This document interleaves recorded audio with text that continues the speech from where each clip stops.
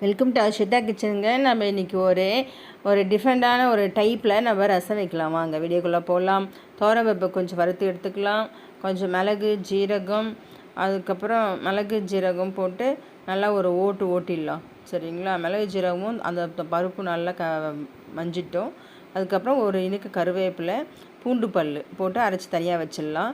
வேறு தண்ணியில் வந்துட்டு 2 தக்காளி, கொத்தமல்லி, உப்பு, புளி கரைச்சல், மஞ்சத்தூள் எல்லாம் போட்டு ஒரு கரைச்சிடலாம். இது வந்துட்டு தக்காளி மிக்சியில் அரைக்காமல் அவளே கையில் கரைச்சி வைக்கிற ரசம். சரிங்களா?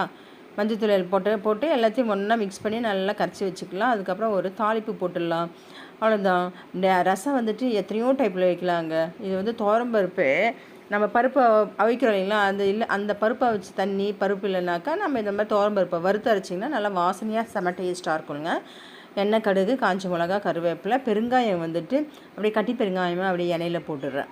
சரிங்களா? வதங்கின உடனே நம்ம இந்த அரைச்சி வச்சுருக்கிற அந்த பூண்டு, மிளகு ஜீரகம், துவரம்பருப்பு அதெல்லாம் அந்த எண்ணெயில் போட்டு ஒரு வதக்குனா இன்னும் நல்ல ஃப்ளேவர் கொடுக்கும்.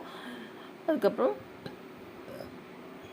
நம்ம கரைச்சி வச்சுக்கிற ரசம் குட்டி வச்சுக்கோல அதை அப்படியே ஊற்றிக்க வேண்டியது தான். ஊற்றிட்டு கொதி வந்தவுடனே நம்ம கொஞ்சோண்டு தண்ணி ஊற்றி இறக்கிக்கணும். அவ்வளோதான், ரசம் ரெடிங்க. இப்போ கொதி வந்துச்சு, தண்ணி ஊற்றினா ரசம் ரெடி ஆயிடுச்சு.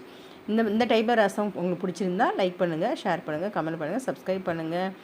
ஒரு லைக் கொடுங்க ஃப்ரெண்ட்ஸ்.